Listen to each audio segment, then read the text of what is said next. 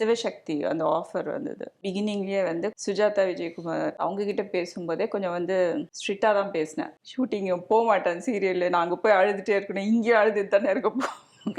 அவர் பெற சொன்னார் பார்த்தீங்களா, உங்களுக்கு தான் சார் திமிரு, அவங்களுக்கு திமிரு இல்லை இப்போப்பா அப்படின்ட்டு வந்துட்டேன். இந்த ஹீரோயின் வந்துருக்காங்க பாருங்க சார், எல்லாருக்கும் பேண்ட்டு சட்டை ஸ்வீட் பாக்ஸு எல்லா லைட்மேன் காலில் விழுந்து கும்பிட்டாங்க சார். பெரியவங்க காலில் எந்த ஹீரோயின் சார் விழுவாங்க அப்படின்னா, என்றைக்குமே உழைக்கிற வர்க்கம் நம்மளை பற்றி நல்லதாக சொன்னால் நம்ம என்றைக்குமே நல்லா இருப்போங்க, சூப்பருங்க நீங்கள் அப்படின்னு நான் ஃபஸ்ட்டு நான் பேசினேன். சினிமாவில் எனக்கு இந்த டேரக்டர், நான் சீரியல் எனக்கு இவர் தான்டா அப்படின்னு யார்?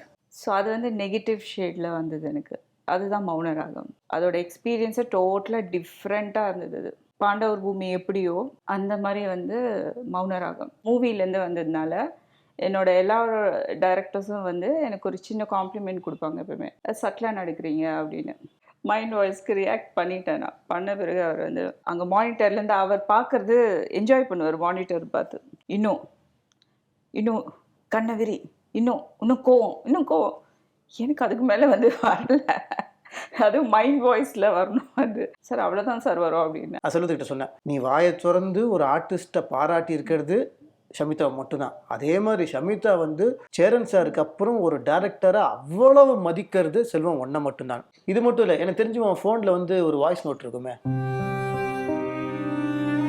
ஏன் செல்வத்தை பற்றி சொன்னால் மட்டும் பிரேக் டவுன் ஆகுது?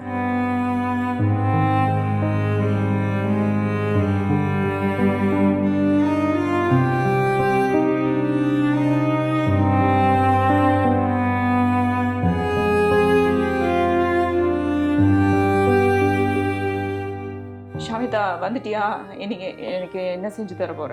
சாப்பாடு. அவருக்கு உடம்பு சரியில்லைன்னா ஒரு தடவை வந்து ரசம் வச்சேன்.